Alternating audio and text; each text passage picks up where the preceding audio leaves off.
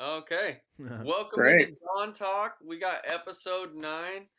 Skyler's here. He is our retro game console repairman. So welcome, Skyler. We got Zack down below, and this is awesome.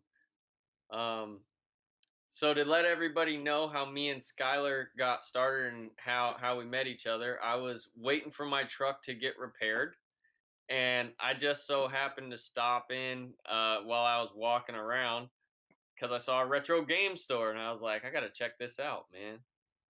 And he works in like the Willy Wonka factory of my childhood or something. Like I started going Yeah, through these aisles and I was like, dude, we call I that. saw games I didn't even know existed, like Harvest Moon on the N64. Yeah. So Was it the Animal Crossing? yeah, Animal Crossing. Yeah, that's what it was. It was crazy. That's what we're talking about. Yeah. So Well, yeah, it was great getting an opportunity to meet you, and yeah, to be on the podcast. heck yeah. Down to have a conversation and kind of discuss what I do. So, So how'd you get started doing this stuff? oh, it's kind of a broad question because there's a lot of influences. I remember it was must have been like 10 years ago now. I just watched this YouTube video and someone had put it up and they were like, well, I really want to have a PlayStation 3 and an Xbox 360. So they literally engineered a shell that allowed them to have both. And they had developed What? a device that would function as both a 360 and a PlayStation 3 with one disk drive. And it was the wildest thing I'd ever seen at the time. I've seen crazy things since then. And yeah, that piqued my interest. And so I kept my ears open. I started fiddling with the stuff myself. And actually, it was probably about 4 years ago I first walked into Retro Game Trader before I worked there. And I came across one of the first items that I had ever uh, really got interested in it. It was a Spice Orange GameCube that had a region switch mod on it. And well, I'm a curious guy, so I busted it open. I bought it, busted it open, figured out how it worked, and that kind of started me down this rabbit hole of learning where to find the information on how to mod consoles and do stuff. So I first started as a console modder, and then after events with COVID happened, kind of some stuff fell through with the job I was at, and I decided to start looking into some other options. And I applied at Retro, said, "Hey, I've got this experience." They asked me to put together a portfolio, and the rest is history. Been there for about Very a cool. year now, so. So, quick question. What is you said it was a GameCube with a something mod, a spice mod or something? So Spice Orange is the color. So how they have the indigo purple, they have the platinum silver color, and then like the Yeah. black.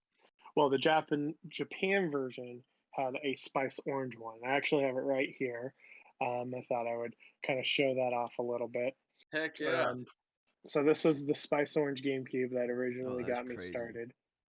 Um, and that was feels like a lifetime ago now. Realistically, what it was a Japanese GameCube that would only play Japanese games that someone had region modded to be able to play American games. And I've further taken the modifications further. I actually put a ultraviolet purple LED light for the power. So when it turns on, it actually glows a bright purple. All the ports glow purple. There's all kinds of cool things you can do with the GameCube. It's actually one of my favorites to work on. That is sick. That's dope as fuck. Side note, for anyone that has not played Tales of Symphonia, it's like the craziest game and it's co-op and it Heck yeah, it looks like it would be turn-based, but it isn't. It's like just the yeah, coolest Final Fantasy twist of a game ever. Um And there was another game that I would play a lot called Fantasy Star Episode 1 and 2. Mm, And I remember yep. when I was little, I was like, these games blew my mind. I was probably in like third grade or something when they came out. Um, but I had started as a gamer, and I really got in with like Conker's Bad Fur Day and like Road Rash. The N64 was my jam, you know? Um, and so when I walked into this It's store and I great. started to see all this stuff kind of hodgepodge together in different collections, I started looking for people to talk to, which ran me into you. Mm. And then as I was picking your brains, I was like, man, this is fascinating. So, did you self teach like, did you learn all this through YouTube videos, or like, how did you learn how to actually mod something? So a lot of it's trial and error, and yes, YouTube videos, doing forums on Reddit, digging through different kinds of articles, like old game stuff, forums, stuff like that. There's a variety of different sources I've used, and at this point, it's probably hundreds. Because you go down one rabbit hole and you find people that have information. They're like, try this, try that. I mean, there are some great repair techs that have been super inspiring to me. Uh, Out here in the Portland area, there's moderate amount of people that mod consoles and do things of that nature, and so gotten plugged into some of those communities, and yeah, just always learning to find ways. I think the biggest thing that really brought me, where I had to learn how to research a lot more is there's this website called BitBuilt, and they're based out of Florida, a company based out of Florida, and they specifically have tried to bring forward some of the retro consoles and modify them to be in handheld forms. Um, it's quite remarkable. I actually have an example here that I have been working on, and they, I mean, this goes right in line with what you're asking. You know, where do you get this information? How can one start? And I think by watching videos and interacting, because they do live streams, interacting with these kinds of YouTubers, so to speak, and different kinds of modders, you actually can learn how to find the resources you need to be successful at this job. And in this particular instance, I have my, what is it? Oh, it's going a little wonky. Let me try this. Oh, we run into this with There our we go. phone stuff all the time. Whoa. So that is a mess of wires. It's actually a Nintendo Wii that's been converted into a handheld mode. It is, here, I'm going to switch that up real quick. This is the front face of it. What? And in the modding community, this is known as the G Wii. Okay. And it's it was made called the GUI because the inventor of it, his name, he goes by Gmod. He came up with some of the first initial designs of this, and as you can tell, it has like the GameCube buttons on it, as well as the joysticks and all that, all customized into a 3D printed shell that allows it to house the Wii motherboard. And the Wii motherboard's actually been trimmed down to just house the components, and then has rebuilt power modulators and USB dongles, things of that nature to make it so it can interface with a USB drive and stuff So, like that. So it's very interesting. Zach, feel free to jump in whenever you have a question, but this is like, I got like 10 questions Yeah, right now. go So, for it, first of all, dude. the Wii. Everyone remembers playing Wii Sports and whooping each other's ass That and shit Wii was so much boxing and fun, talking dude. shit and Wii bowling. So, are you able to actually like manipulate that device while you're playing it, or did they make it and mod it out so you do all those games on a joystick now? So yes and no. It depends how you designed it or decide to build it. There is Bluetooth functionality built into it, so and that is the main way that the Wii does communicate with the board. That feature has been cut off, and then it has to be micro soldered back onto the actual traces. So because there is no like test points for the USB, it goes directly from the USB or the blue. I'm sorry, not USB, Bluetooth. It goes directly from the Bluetooth chip all the way to the processor, so or the CPU. So you actually have to scratch the traces and then micro solder the points on the board. It's not an easy task. It's not for the faint of heart. So a lot of people choose to uh, not have Bluetooth on there at all, which is understandable because Okay. the difficulty of the mod becomes tenfold Mm-hmm. uh, once you want to do that. But many of the features that, let's say, they will require a Wii get replaced with a modded function that allows most games to work. Of course, it doesn't work with everything. It is the nature of the Wii. Mm-hmm. Most people use it for the GameCube built in, um, because and they basically use it as a portable GameCube player. Okay. That is way cool. So that kind of goes into my next question. Oh, hello, your furry friend. Yeah, Um, this is my cat Evie. Hey, say that's a tight hi. name. All right. Yeah, Shout out to Pokemon. Yeah, I was just about to shout say out to that. Pokemon. Yeah, Um, he was absolutely named after that, but he's my little Umbreon. The brown colors and black and brown. very He's a cool. good boy. Um, so what that leads perfectly into my next question. So, did you learn how to solder in like a shop class or something? Because I know I took wood shop and they kind of combined wood shop metals and had a soldering portion. Did you like have to acquire this skill down the road once you discovered your love for this, or did you already kind of have that in the backpack? So I I'm all self-taught in that way, and many people get into it actually don't take like a professional class. Hmm. Um, I have looked into and actually briefly touched on some soldering courses, specifically like in local area, like out in Vancouver area, they have a class that you can take that will actually certify you as an electronic engineer. And so for short answer, I have not taken those classes as of yet, but it is on my docket to do, mostly to get the certification and expand into a little bit wider variety of the kind of work that I do.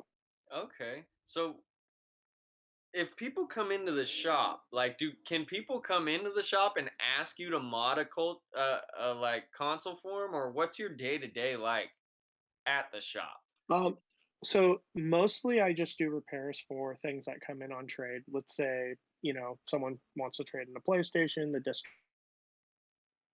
drive doesn't work. We'll make a parts off for them, and then I will take that and I'll fix it. I'm mostly dedicated to doing that for the shop solely. Everything else that I do for customers is freelance work, and Mm, so I specifically have been requested and asked to do mods, and I've done on a number of occasions. Mostly Game Boy Advance stuff, handheld. Um, People like being able to take their games on the go, So yeah. yeah, So is there? it's very much a good. I was gonna say, is there a thriving market for that then for freelance mod work? Yeah, absolutely. There's always people looking for it. Um, Mostly, you get the best results if you can, make yourself a little more visible online. Uh, which I do have a Twitch channel. My Twitch channel is one Skynet, and my plan is to eventually expand my enterprise to have my work and mods be visible on there. Right now, I just do like Zelda randomizers and all kinds of stuff on there. But it's real small. I mean, we started that last year, and I really haven't got to touch it since I've been working so strenuously with retro, trying to get things under wraps there. So, Mm-hmm. but Zach. yeah, I would say that there's absolutely a market for it. I mean, I it really depends what you're trying to do. But there's all kinds of different retro game mods. Can I put a HDMI port on a GameCube? Yes. Can I, region swap it? Yes. You know, do we want to try to portabilize it? Stuff like that. I mean, there's all kinds of crazy things you can do, especially with the resources that are available. A great channel if you ever want to just sit down and see what kinds of mods are on the market. Macho Nacho, he's a YouTuber. It's been a great influence for me and a place where I go to find a lot of new stuff that's coming out because he directly communicates with some of the online people and then showcases it on his channel, so kind of deal. So Very cool. Zach, before I start or continue to bogart this conversation because I have so many like things to to ask Kyler right now. Do you have anything that's popped up in your head or anything that might be like retro or childhood related, something that might stick out, maybe a game you liked or anything like that? Something you'd like to see come back or that blew your mind? Well, a lot of the retro games that I played, like old school games, it was really just like the Nintendo 64, like we had to blow on the cartridge and mm, shit and plug it in, but that never worked. So like the Donkey Kong and sure. like Mario games, those are really the only games that I ever played that were like that old. Um, Mhm. I mean, I played around with the Wii for a Mm. little bit. I fucking killed it at bowling though. I had this. It was like a glitch that I had, dude. I'd get a strike every time. And you just do this weird like bounce. No one could beat me. See, everyone thought they We're were all the shit perfect at Wii 300. Sports.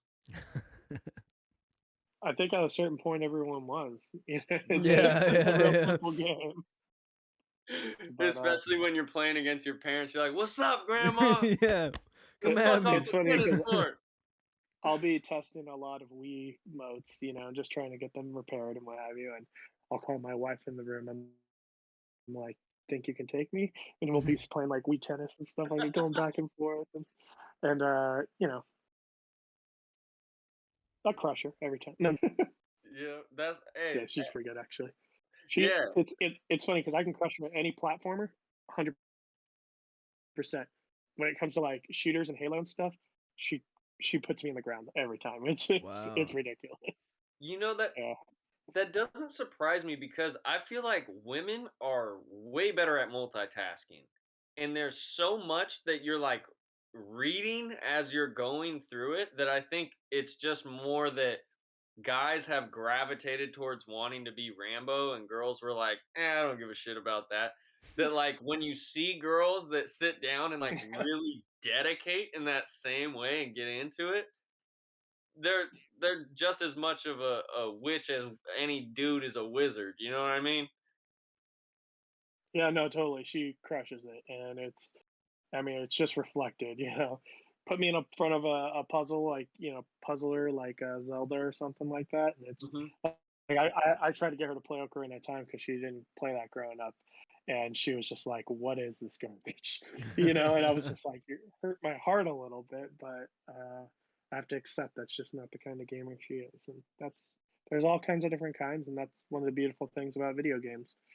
This So isn't. I've thought about playing Majora's Mask and live streaming it and starting a Twitch because I miss playing video games, but the games that I miss, I feel like they're gems to me that there's this huge generational disconnect with like Mm, everyone that's on Twitch and stuff now. There's like this weird thing where it's like either you're OG or you're like new school. And there's not as much crossover as I think there should be just because the games that I've found people playing back aren't those games that are the nostalgia ones. Like Oc- it's not Ocarina of Time, it's Majora's Mask. I remember trying to figure that game right. out when I was like 4 or 5 and I was like what is going on? I have until the sun Like goes that down. game is will mess up your head. Yeah.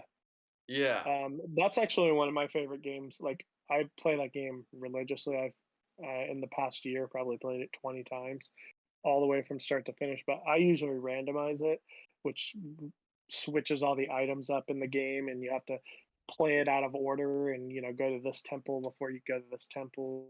It's all kinds of crazy stuff. And if you're familiar with any of the speed running communities and what have you, Hmm. um, like directing anybody to any of those channels, like ZFG is a big one. He does Ocarina of Time, uh, and I think that or GDQ, if you've ever heard of Games Done Quick, um, they do all kinds of things where they're trying to bring back the retro scene by playing games differently than we remember playing them. But it's true, like you don't see things like Conker's Bad Fur Day getting played on live stream very often, which is too bad because one of the best games for the 64, in my opinion. The price Yeah. certainly reflects it.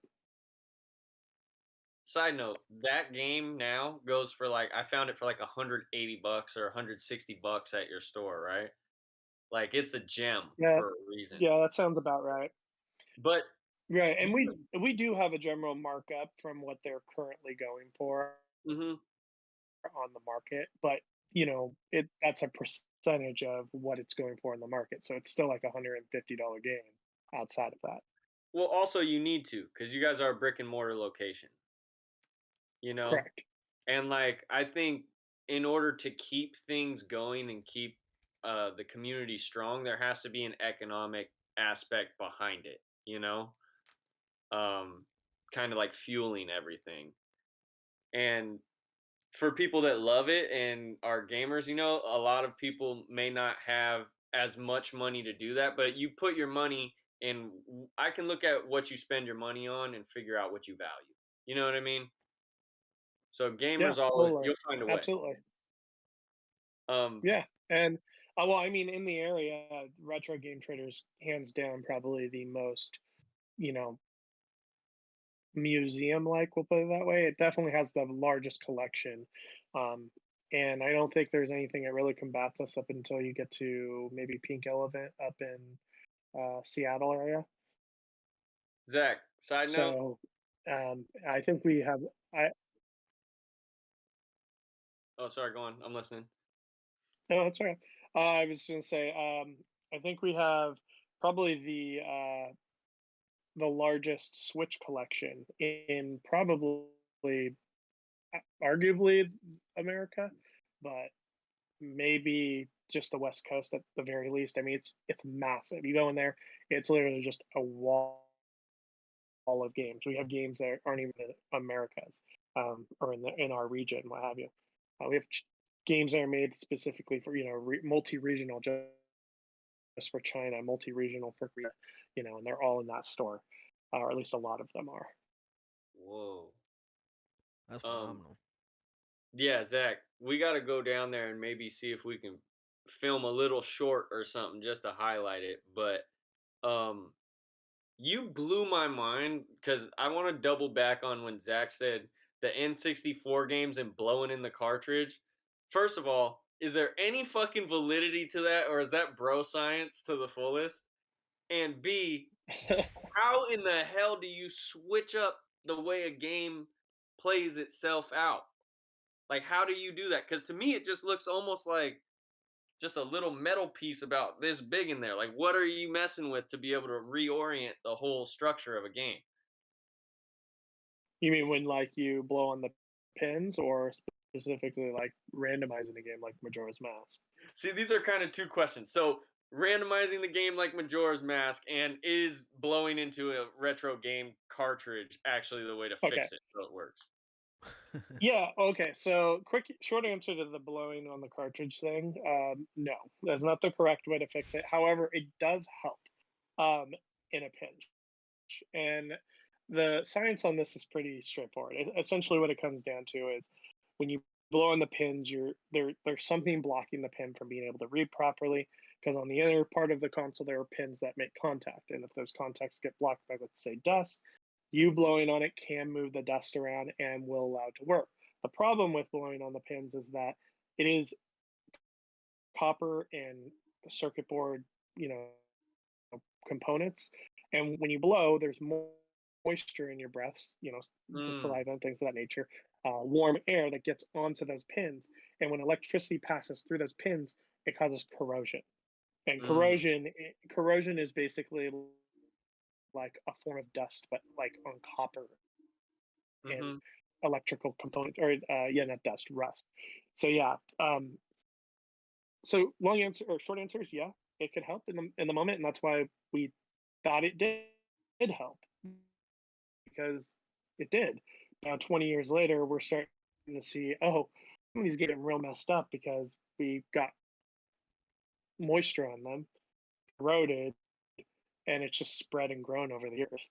And that's what I do, is try to fix that most of the time. So, is there a way to store a game collection that you should like? If there's anyone watching that has like they think that they're gonna save this game collection till they're 80 and then flip it, is there something that they need to know? Yeah. I mean, if you really want to take care of a game and you got the money for it, you should definitely keep it in a climate controlled room. Keep dust off of it, keep it in packaging, things of that nature. Those old Blockbuster plastic cases that we used to get, put them in stuff like that, and that'll preserve it. Because if you don't put it in something like that and you don't keep it in a room that's controlled at all times, then what happens is the label, which is paper, is exposed to air and different forms of moisture, and it can wear on it over time. Sunlight, in a lot of cases, the ultraviolet rays will actually start to yellow some of the plastics. Huh. Not all, but most plastics that are made are actually affected. And that's why, like, if you see a Super Nintendo, oftentimes you'll see like multicolored ones that are like super yellowed and the gray. That's because they use different plastics, and some of the plastics yellow more than others, or don't at all. So yeah, I would say keep it out of direct sunlight, keep it in a temperature controlled room, and don't let it sit outward, you know, exposed to any form of elements, extreme cold, extreme heat. Okay. And some people are more fortunate to have access to that, and others don't. So Hmm. um, doesn't mean the games are going to get ruined. If you're a real collector, that's what you're going to do. Okay. Zach, I'm gonna give you a chance to chime in before I take this a whole other direction because something just popped in my brain. So, you got anything to throw in here? Um, not really, not so far. All I'm right, just enjoying perfect, it. because I'm on this. I'm All enjoying right. it. I know, Skylar, you're freaking awesome, and that's really one of the things that I was gonna ask. What was your childhood like, and like, how did you get to be just chill and fall into this niche? Were you always a gamer, or like, was gaming an escape for you? And share as much or as little as you care to. Well, I mean, for me, video games were definitely an escape. I grew up in a kind of a rough situation, Hmm. drugs and all that kind of stuff. And Hmm. yeah, I used to make this joke with people. I'd be like, if it weren't for video games, I'd be a drug addict kind of deal. I'm pretty sure It's a just because lot of there's people would no be. It's kind of right, right. I mean, yeah, because you're one, people are just bored out of their skulls without. I don't know how people did it in exactly. the 1800s. It's Yeah, like what the hell else do you do? dopamine. No wonder when they did the prohibition, they went mad and they brought it back. They were Yeah, like, "Oh, we can yeah. have alcohol." They're just bored out Like, of their these people are minds. way too crazy. Yeah, exactly. So, um, yeah, I have always, I started on Sega Genesis personally, playing Sonic 2. And one of Hmm. those things I was able to get when I was younger, and unfortunately didn't have access to a lot of video game consoles growing up, but I played the heck out of that, played stuff when I went to friends' houses. Obviously was exposed to Mario. Pokemon was huge for me. Hmm. I mean, I still play the crap out of Pokemon. I remember being in high school, and I had this choir class I was in, and become some of like the more popular kids. And at my school, if you were in theater and you did call or and you did like choir and music and stuff like that, you were actually seen as more than like one of the jocks, than you were not. Like, like other Wow. schools, you think like, oh, band kids, like you're kind of nerds and stuff. No, not my school. My school, it was like that was the thing to be. It was like a thespian. Like, you wanted that. And I remember being in the choir class, and all the cool kids, these thespian nerds in their own right, sitting at the back of the room, they're playing Pokemon on their Game Boys, and I remember that just kind of was a thing. It was like if you played Pokemon when you were at least in I graduated in '09. At that day and age, it was like you were a closet nerd, but that was kind of a cool thing to be. And so, I mean, I don't know if that's a common experience, but I think a lot of people, once they, with the advancements with YouTube and Discord now, and just people can just connect on video games at so many different levels. It's really the way that people bridge different worlds together. Because we all we all have video games at some point in some way growing up, and our parents didn't necessarily have, and some of them became, let's say, obsessed with it when they got into their adult years and had the money they can spend on stuff, and they got those Ataris and they got those Nintendos and all that stuff. But us, like, we are the beneficiaries of those weird obsessions, or at the very least, our parents being like, "Well, here's a thing to keep you preoccupied," right? But I was telling my wife, I was like, with our kids, it's going to be different. It's going to be different because I'm going to get a game console, and I'm going to be like, okay, it's my console, and you're allowed to use it, but you do anything to it, you're buying me a new one, kind of deal. Like, and for Christmas, like, I'll be buying them a Switch and me a Switch, kind of deal. Yeah. There's no. It's a totally different thing. Like, parents aren't buying stuff for their kids; they're buying stuff with their kids. They're playing games with their kids now. Pokemon is not a kids game. Pokemon is a family game, and I think that's becoming more and more apparent in our society as time is going on. I mean, Twitch is just taking off, and we got, what, millionaires now, like multi-millionaires, Dude. maybe. Like, you think about PewDiePie when Or he's brought to the Ninja. table. Yeah, Ninja's is a great example. Yeah. Yeah, or Markiplier is a huge one. I Yeah, mean, dude. and you could go into so many different, like, genres too. I mean, you got platformers, you got your uh, animation, you got your JRPGs, you got your horror genre games. Like, Yeah. horror is like my personal favorite, and that's Yeah. expanding huge. It's And GTA's been popping off really, like, the last 2 years too. Can I just I don't say, even know what that's gonna look like. I can't even imagine how fucking scary randomized Resident Evil would be. Like, running back through Resident Evil 4, Yeah, thinking you know what the fuck is going on. Dude, I would lose it. I used to play this I, game on PlayStation 2 called Fear. it's actually a thing now too, like randomized.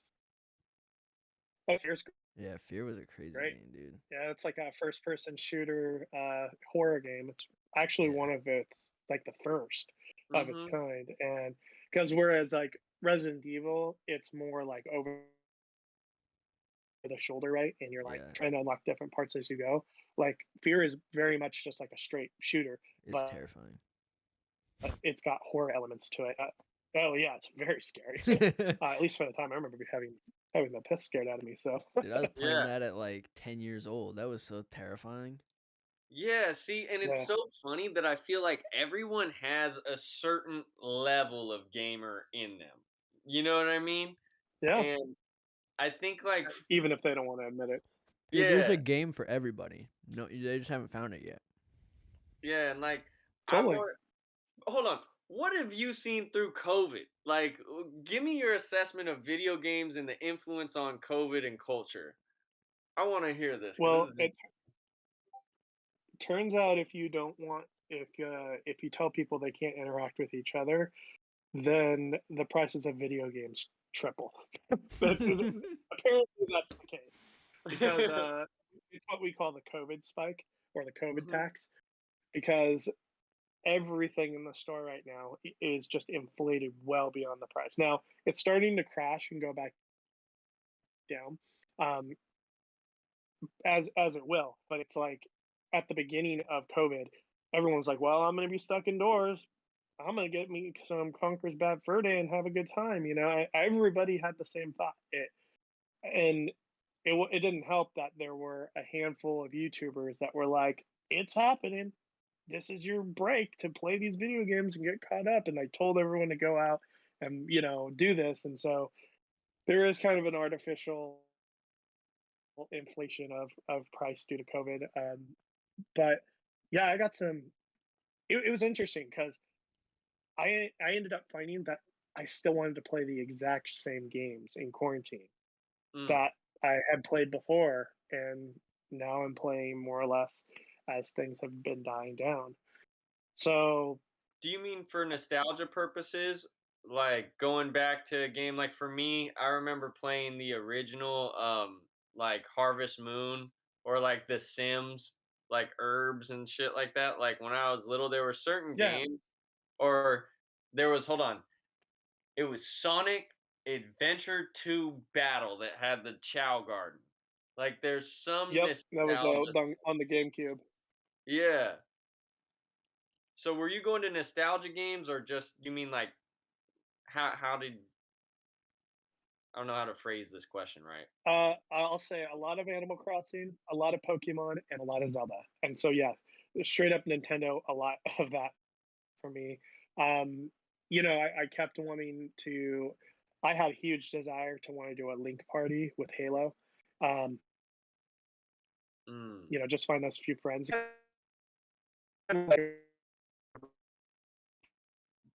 were like, we have all this time off, let's hang out with each other. So we were like a group of like 12 people that were all like, well, we're all kind of quarantining together in our own houses. Like we're not seeing anybody else, we're not doing our own thing. We're stopping the spread, but with each other. You know what I mean? Like in our own little Mhm. community that we created. Yeah, I mean, we would when Animal Crossing New Horizons came out, I think collectively everyone in my group put in 200, 300 hours a piece. And so that, between like the 8 of us that were playing that, we probably have 2 weeks straight of gameplay. Like if we just played start to finish, day to no sleep, no food, no nothing. Yeah. Uh, yeah, I think it just allowed me to have an opportunity to really hone in on some of the particulars of video games that I loved. Where I was always trying to Mhm. fit into my schedule, it was like, nah, I could have an obsession again for a little bit. And for me personally, it became Zelda randomizers. And I played the crap out of that. I had a Twitch channel for a short time, got to affiliate level, and I just haven't really got to play a lot since. Just the other day, though, I figured out how to randomize Zelda 3D on the 3DS. And so in my spare time, I've just been keeping that in my pocket. And actually, I literally have it in my pocket right now. No And shit. Yeah. so I've just been playing that. And so, I mean, there's some really crazy stuff you can do. And it's for example, I'm playing this randomizer right now, and that's me as adult Link. Hold on, Uh, you gotta give us the screen again. It kind of glitched out. that's all right. I'm gonna zoom in. I'm just kind of trying to show you. So that's me. It's got my Deku stick.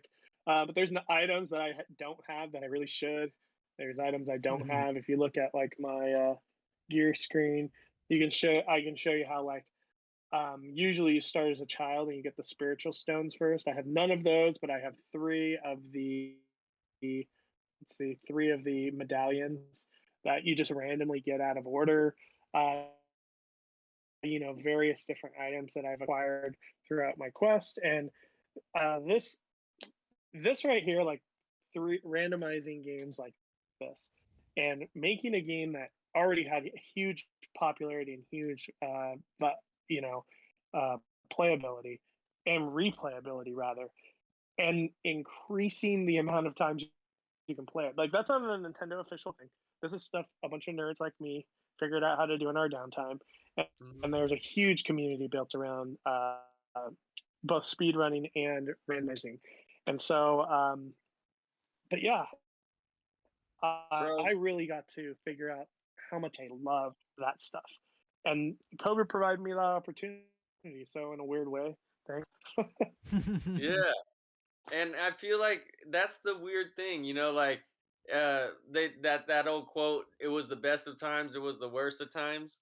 Like it's interesting how you can watch how on one hand something that in normal societal times like could be looked at as a negative addiction, you could see people that do get lazy and have a sedentary lifestyle, right?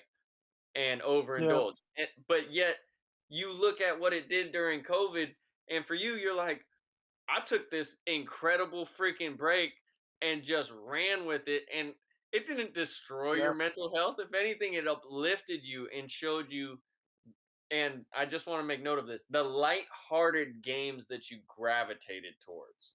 Like you weren't Mm. wanting to play Gears of War all day long, sawing things in half. You know what I mean? Like it might have. Right. Maybe that would have put a little bit of a damper, but as satisfying as it fucking is to saw something in half with a chainsaw while it's coming at you. You know what I mean? Well, dude, the Gears of War community, Well, that's a one you don't that want to is be in true. That is true. 24/7. But I also played a tremendous amount of Phasmophobia. I don't know if you know what that is, Oh but yeah. it No. is basically it's like a interactive ghost hunting game. So you and like three Hmm. friends, you can get on there together and like you go investigate a house and you have to like figure out what ghost is there, what kind of ghost is there, and you find different kinds of forms of evidence for it. Like take a photo of the ghost, and if you're not careful, it will actually hunt you and kill you, kind of stuff. So You can play it's it in VR that has too. had some. Yeah, What? I tried that. That was a dizzying experience. Let me tell you. I love VR. I actually think VR is the way of the future. I think it's gonna happen. I just don't think there is a way that you'll ever be able to once technology like you got things like the Google Glass, and now they're starting to implement chips into people's heads and stuff. Like at a certain Elon. point, it's going to be inevitable because we're going to get so good at replicating reality, they'll be virtually indistinguishable. In Yeah. fact, Neil deGrasse Tyson actually has a huge point on this. If you ever get a chance to see any of his lectures, um, and he talks about how that's one of the main reasons he believes that we're in a simulation. Bro, you Not saying got me that's where now, we dude. are. I've Not to heard get this yeah, before. I'm with and this. I'm not trying to get all conspiratorial. Nah, this No, is such a yo, cool yo, I'm theory, just saying, bro. like, explain this to me because I feel like the bro that snuck into this shit. This is such a cool theory. well, okay, all right. So the idea is that like think about how where we were in the 70s with video games. So we had Hmm. Pong, right? And it was just like bits, Yeah. pouncing things back, and it was so simple. And then not even 10 years later, we had you know Mario in the scene, and not even 30 years later, from the Pong place, you have Call of Duty.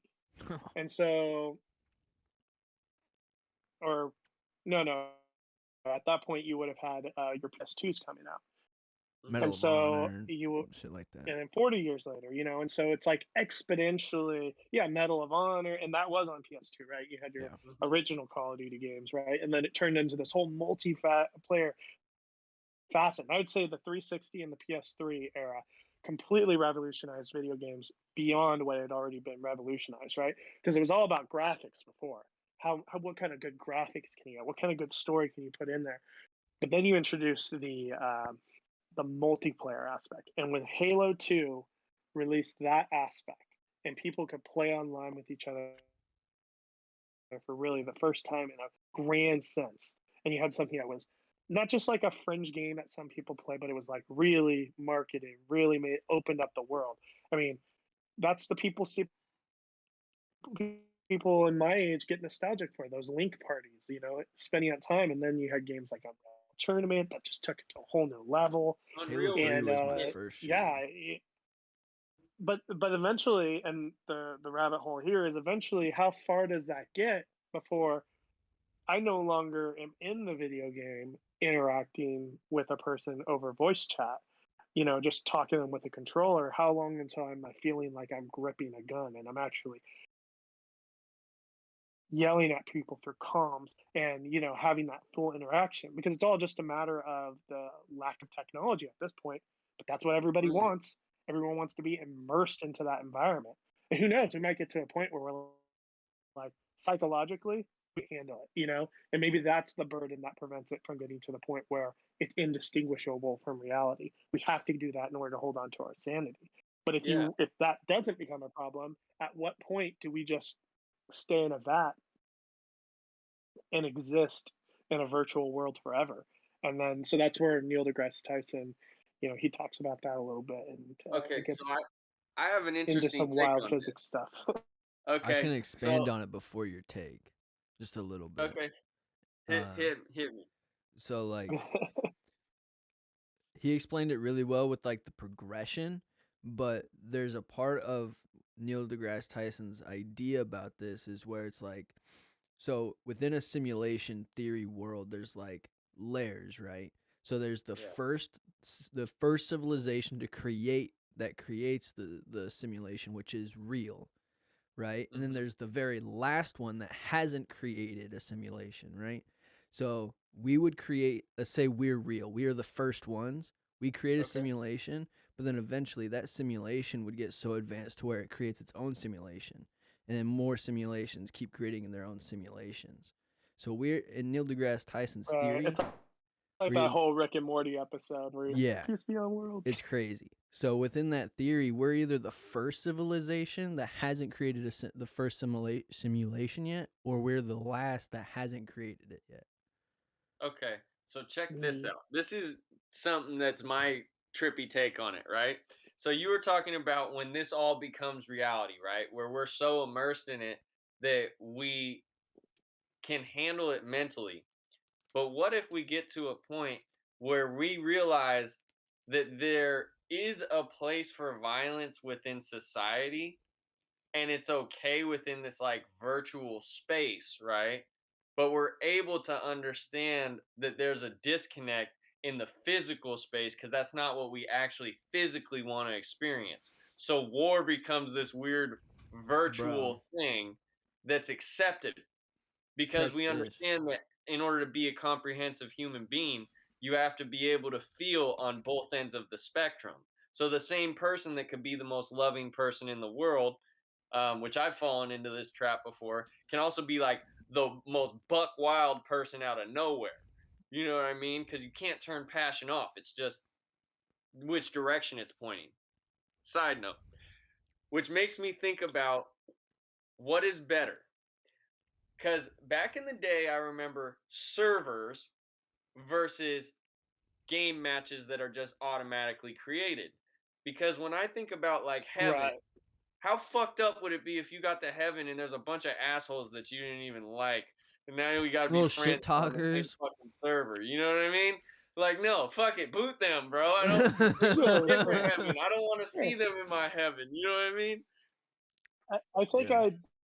ideally, when you got to that, they would not be the assholes you recall them as. There's also the whole argument about like when you're in that realm, you take on a completely different kind of persona that doesn't actually reflect who you are. It only reflects, a projected idea of your persona. Um, Mm. and so there's some philosophical literature that could back that up, I'm sure. But you start dabbling on some weird things. In order to do what you're suggesting too, you'd have to also assume that all of the sociological and actual, world problems that plague us today have actually been resolved to some Mm. degree. Because Something. without that, how do you isolate violence to just a virtual server? Because that's, arguably what spurs most of the violence that exists in the world today. So, but there is something to be said about that. Like, what happens when the simulation becomes indistinguishable from the reality you live in, and then there's violence in one and no violence in the other? You know what I mean? And so then I think you start to get into like Matrix territory, where it's like take the red pill or the blue kind of deal, pick your poison kind of deal. You're either living but not living, or you're living but living, and experience those things. So you really start to open up your world to a whole rabbit hole, so to speak. And not to quote the movie, but you know what I mean. Yeah. There's this movie. It's called Gamer, not Ready Player One or anything. It's like Gamer. It's almost like a John Wick style movie, but the Mm, premise of it is like there's a new system of punishment for prisoners.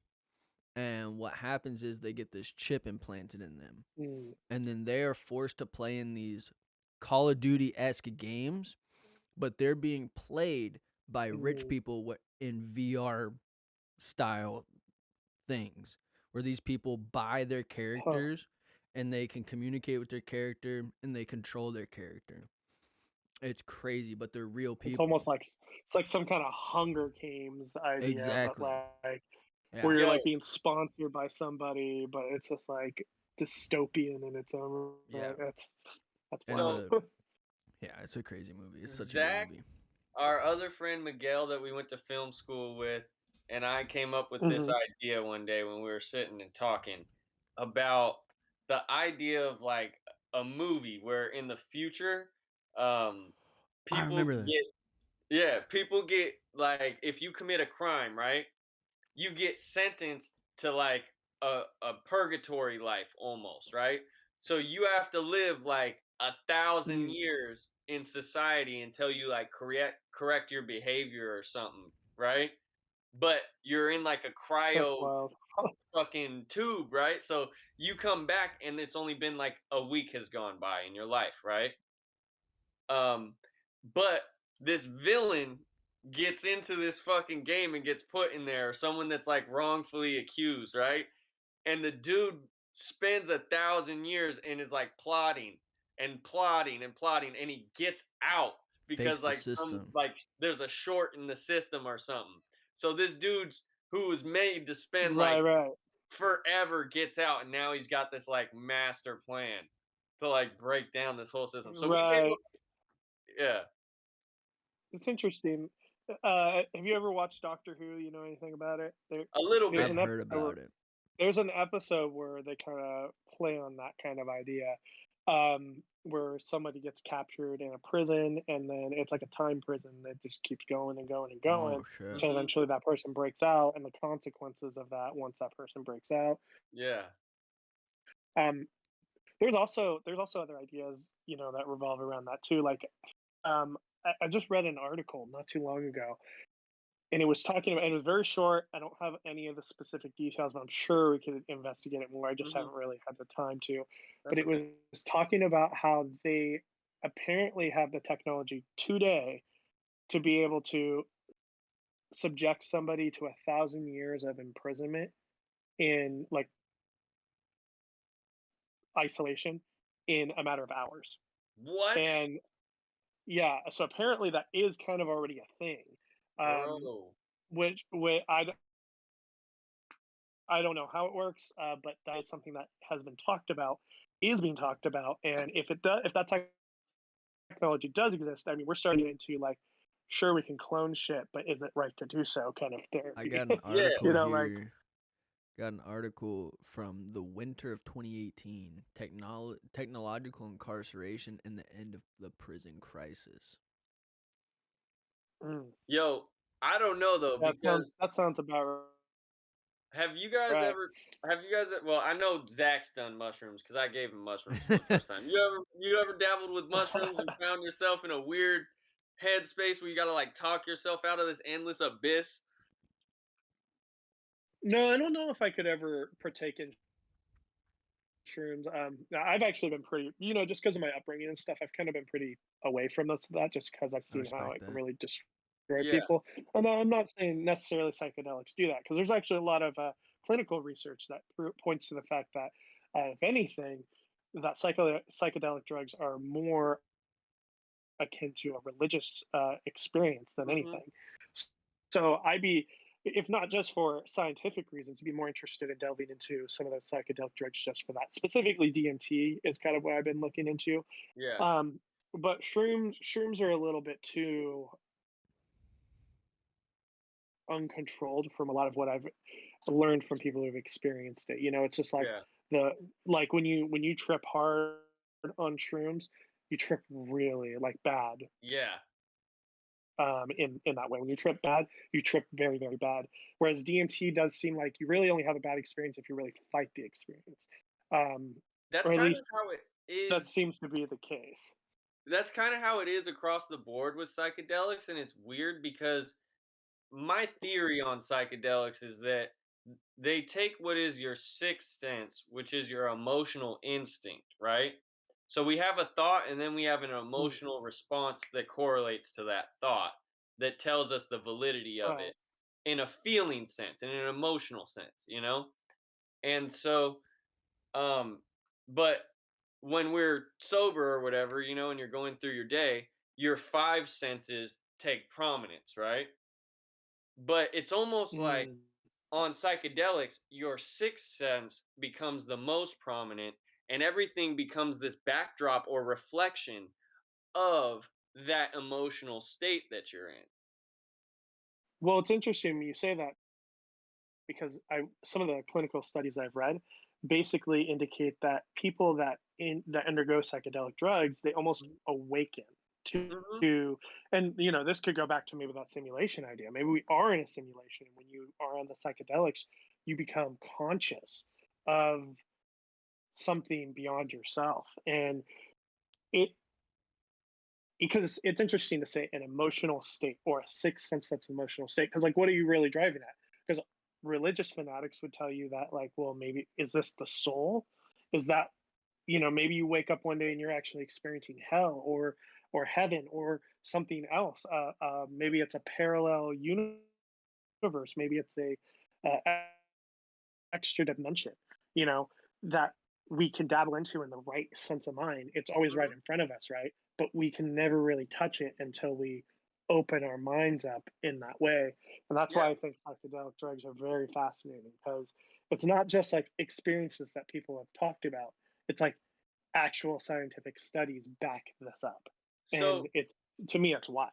yeah, so if you think about things in terms of a light board, right?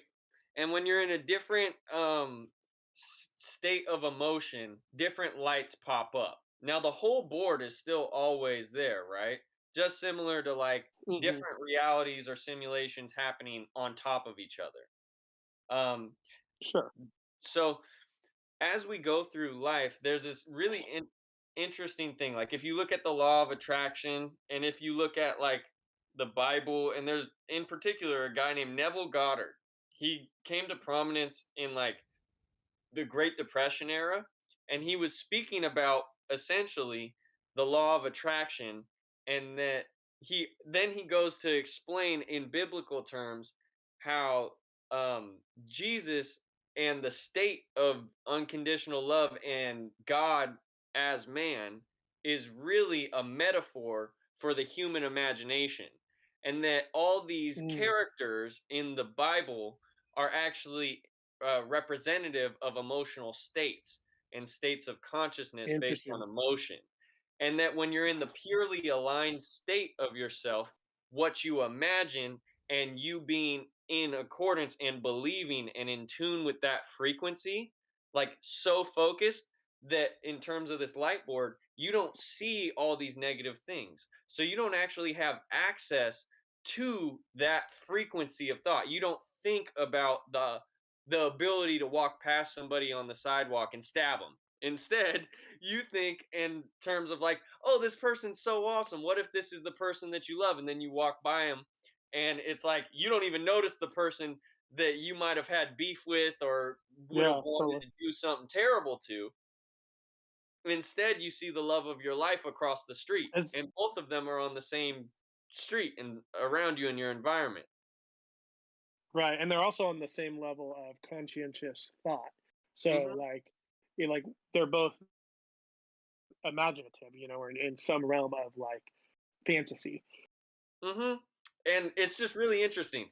And so, matter of fact, It's so fascinating you brought that up too, because I was just watching a podcast um, about where they were literally talking about this, and apparently, so much of literature that exists, like specifically like ancient written down literature, like it's stories that have been handed down throughout time. And not to belittle or say things are real or false or whatever, but it's like hmm you think about how information was shared. Like today we have Google, but in those days they had stories, and it was about archetypes and being able to take ideas and fundamentally relay those on so that your descendants had access to the stories of how humans ought to act, let's put it that way, hmm and or ought not act, right? And so they were talking about this, and apparently, like, there's they called it shaman, uh man, I wish I can remember the Was it about specific the words for it. Akashic records or something? Yeah, yeah, exactly. Yeah. And going deep, and it's like this stuff like predates Mesopotamia, like Mhm. going well before or like humans really had any form of civilization. And we have these stories predated them in very strange ways. And I think that, I mean, I think it's worth acknowledging. It's definitely an interesting idea. And so they suggested, like, was Moses, for instance, his experience with the burning bush, was it Mhm. actually him interacting with a specific kind of plant that also would have been able to make him experience hallucinogens, Mhm. like specifically. Yeah, What go was that? ahead. You're gonna say it. You were about What to was say it. Yeah, my saying? fault. I don't remember specific because I only just heard it today and I haven't had a chance to really delve into it. But I think that's such a fascinating idea. Like, what if people interacting with what they consider spirits or gods or whatever, um, what if it is some transference of the mind and some sort of fantasy or imagination that's spurred out of a psychedelic experience? So, You know what's so interesting about psychedelics is I remember one of the craziest trips of my life. I was sitting there looking at a tapestry, and this was like a real Aztec kind of like relic. A friend of mine whose house, it was like his uncle's house or something, and he collected all different kinds of artwork from all over, right? And this was real like an well, Aztec tapestry, right? And I was looking that's at it, wild. and as I'm sitting there looking at it, everything was like this, almost like if you look at a light and close your eyes, you see all those holographic, like really shiny, like bright colors, Squiggly like highlighter things. colors. Sure. Yeah. Yeah. Yeah. Yeah, Hmm. everything was woven like that, right? Like in those colors. Oh. And I was watching this village, and I was like a god watching this Aztec village go about, right?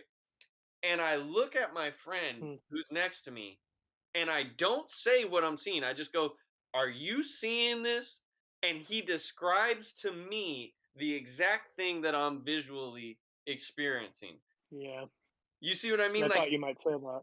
Yeah. there's these trippy things that happen where it's like, it's perfectly logical if you think in terms of frequency and harmonics, but if you look in Hmm. terms of coincidence, things can look polar opposite. And so, for instance, in the law of Hmm. attraction, like, we can look at, and I always go back to these situations that are kind of drastic. So I'm not as crazy as this seems, right? But take this situation of someone getting robbed, right?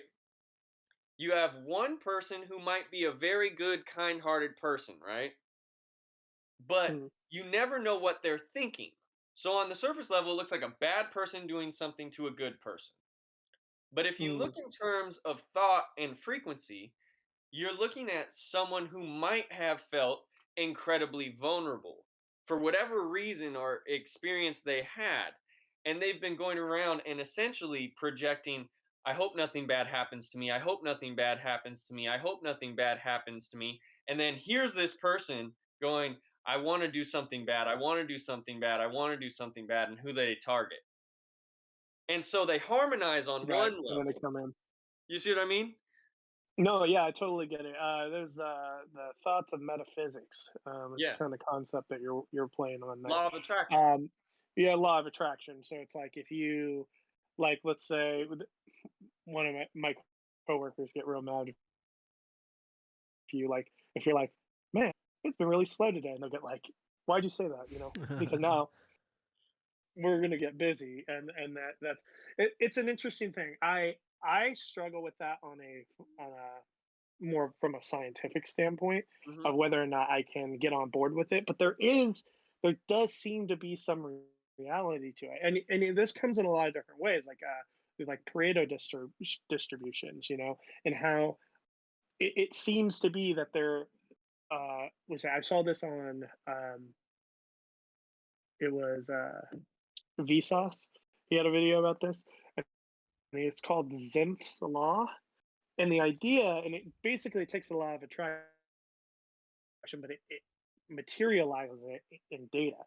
And Mm, it's things like 20% of all or 80% of all the work is done by 20% of the workers. mm-hmm. That's an example. Um, another example would be like the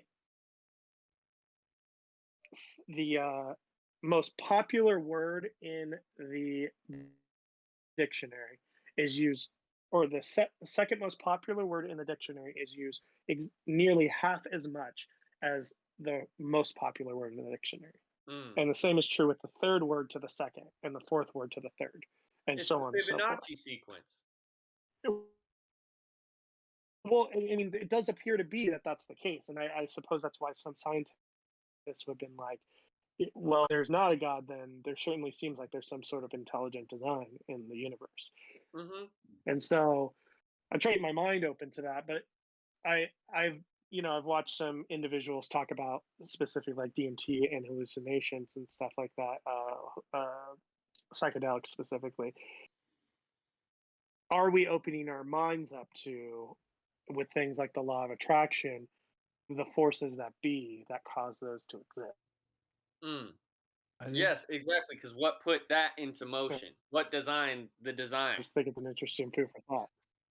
there's Yeah, more to it you than know how just the thought that you have, though, because for someone who feels vulnerable, they're also going to What's portray that? the body language of someone who's vulnerable, right? And someone who's, in Kemper's That's true. example of the robbery, right? Someone who's looking to do a bad Hmm. thing is looking for someone who appears vulnerable. So that could compound onto all of that as well. yeah, Right, this is right. a tricky But thing.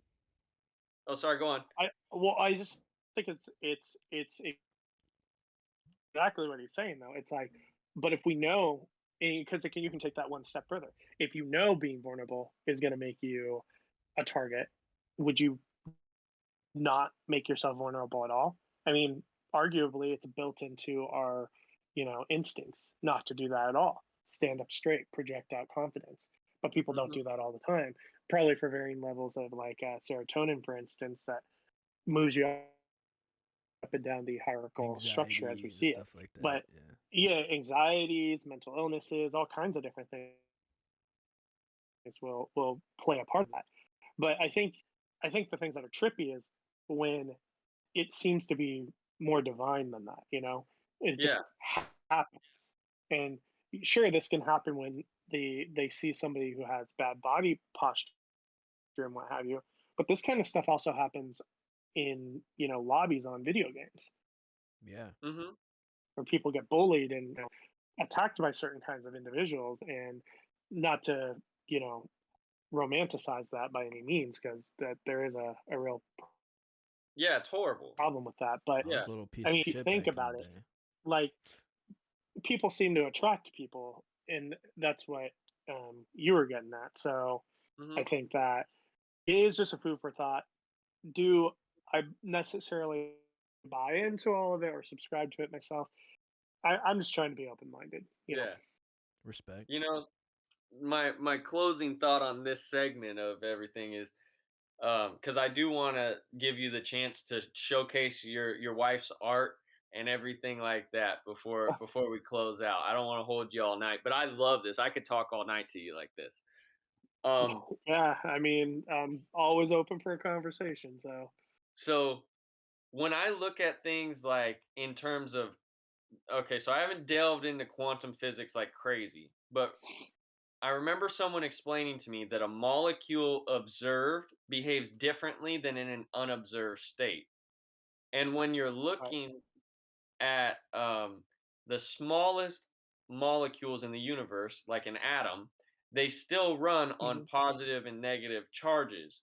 But how those two harmonize is like in the physical is affected by the metaphysical. I'm I gonna would need to. think that it, it's an interesting idea because this projects the idea that physical thought like ESP style. We're talking like the Force in Star Wars. Mm-hmm. Something is actually projected out from your own self and actually influencing the world around you. So it I believe that the math and science is there. I'm not a physician and I'm not able to actually tell you, or a physicist, I can't tell you how that works. But I've had these kinds of conversations before, and I think whether or not you buy into that mindset is subjugated on the you have to have the prerequisite or the predisposition to think that your thoughts actually can influence the world around you. Now, I believe that attitude and the way you project yourself definitely influences the people around you in a spiritual sense, Mm. and how people perceive you, how things can come about, how people respond to you, so on and so forth. But me having that energy, is it actually like an aura, like Dragon Ball Z style, like coming off of me energy that people can interact with and see? Mm-hmm. That's where it starts to get a little bit, I think, like pseudosciency and a little bit weird for people. Um, Yeah. and since that stuff can be observed by individual participants and not necessarily proven, I think it's hard to bring that into more of a structured conversation and be like, this is how that impacts us in the world. Especially Well, where like, it's inclusive for everybody, because you're kind of talking about each of us being calibrated differently if you're thinking about frequency. Say, like, in terms of like an Yeah, aura, right? Some yeah, people might be more calibrated to where they could see something different, just like certain animals being able to see radio waves or whatever, you hmm, know? right, humans give off their own electromagnetic signal, right? And so, like, if you Hmm. think about it, like, maybe our emotions change those types of how that signal gets pushed out from our body. Because, like, I can Yeah. tell when someone's in the room yeah, with and it me could, without even looking. It's like, you know, right, and it could very well be. It could very well be. It also, there's a case to be made that there's other factors at work yeah. though. Actually, Hmm. I watched this video by a YouTuber named Thoughty2. He has some pretty thought provoking stuff every once in a while, but he talked about how we have like our brain that has all our chemical reactions, and that's where we think, and that's where everything happens. But he postulated the idea that, and this idea that basically he was regurgitating that certain doctors had put forward, is that we actually have a second brain in our nervous system and our guts. Hmm. And so that phrase, trust your gut, really has some merit to it. And the reason for it is because while the brain is trying to articulate certain ideas, sometimes your body, it doesn't know how to relay a certain concept to your brain. And I mean, this Mm. is proven again throughout the medical field, time and time again. I mean, have you guys ever seen that Black Mirror episode with there's an episode where a guy has like a mesh that he puts on his head, I and he need to puts a watch that similar mesh show. on a patient's head. Oh, it's a wild episode. So essentially, the idea is that as a doctor, he gets something implanted in his head that allows him to telekinetically feel or become a true empath and feel what the patient's feeling. So if they're like, there's something in my gut that doesn't feel right, they have to rely on their words to communicate that to the doctor. But if the doctor could actually feel what they're feeling, they could likely treat it like 900% better. And Mm. this is something that they explore in that episode. And the idea is that, like, if we could communicate on that level, then we'd be able to do it. Well, it stands to reason that our body can't communicate with our brain via words, and it's just using signals. And sometimes, you'll have a grumbling in your stomach, and you're just like, am I hungry? Am I sick? Am I going to die? Do I got COVID? What's going on here? And your brain's starting to go through all the scenarios and think of it, but something's off. And in the scenario that this episode of 32, where he goes through it, he talks about how somebody in Russia basically had an alarm going off, and this person was responsible for watching airways and making sure that there's no nuclear weapons that haven't been launched. And in this case with this individual, they got an alert saying that the US had launched nuclear weapons. And they had a gut feeling that wasn't the case. Because their immediate response was to press the big red button and retaliate. And this person didn't do that, even though everything computer wise said that he should have. This person was actually deposed and completely stripped of all their ranks and criticized for not doing what they were supposed to do, because the one thing they were supposed to do was respond to that alert when it went off and retaliate. But he chose not to, and thank God he didn't, because we'd all be dead right now. Like, straight up, that would have been nuclear war. And this was all during the Cold War. It's a very documented case. You can go look into it. I can find the specifics for you. Yeah, it's a wild situation. But it's like, why? Why did he choose not to do that? Divine intelligence. Because if I saw that of a threat coming, that's what I'm saying. It's like, it does appear to be, and I'm not saying it's God necessarily, but it's certainly something bigger than himself. And if it's not something bigger than himself, is it the inner workings of your guts? Is that metaphysics at work? Does that aura, does that energy actually exist?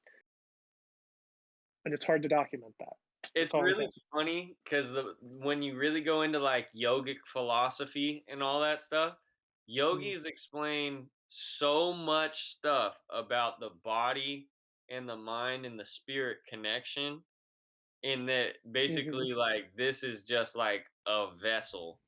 You know what I mean? This is just like something, and we're a piece tethered to another whole, but we're all a unique one piece that of this same thing. You know what I mean?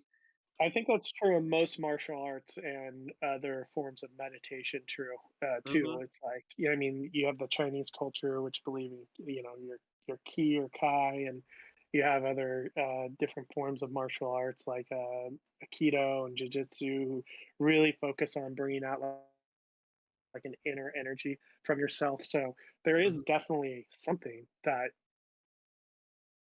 I 100% believe that there's got to be something. What the science is behind it, that's what's unsettled. And I just, again, like to be open minded about it.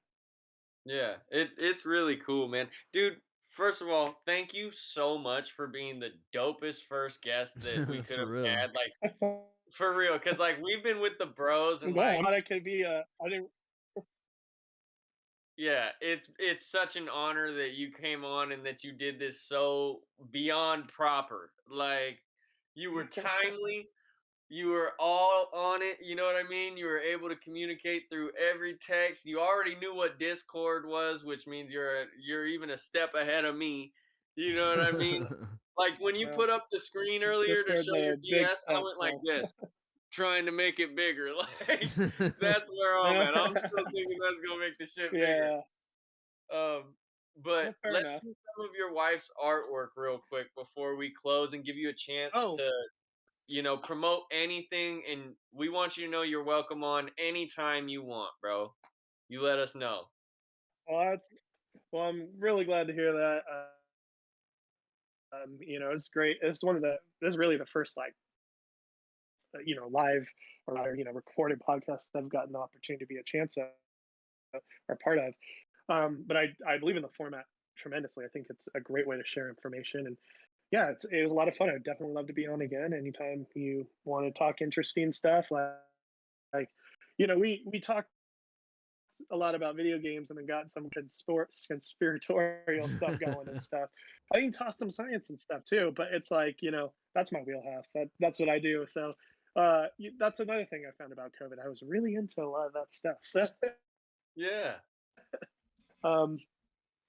it's interesting though. I love learning about new topics and new subjects and discussing what I've learned. Um, I will show off a couple of my wife's pieces here. So my wife, her name is Audra Harley. She is a fantastic artist. She mostly does like landscape pieces and what have you. Let's see if I can get this piece out without ruining it. There we go. So she partakes in a lot of stuff. This is one of her art pieces that is a Oh wow. beach scene. Yeah, Whoa. and so this is a pretty large canvas. Like if you compare it to myself here, Boom. pretty a little closer. So this piece is the size of my torso and then some. And she knows what she's doing. Like she's got the waves and the sand. Yeah, the detail in the clouds is awesome, dude. Yeah, and the clouds are she does clouds so well.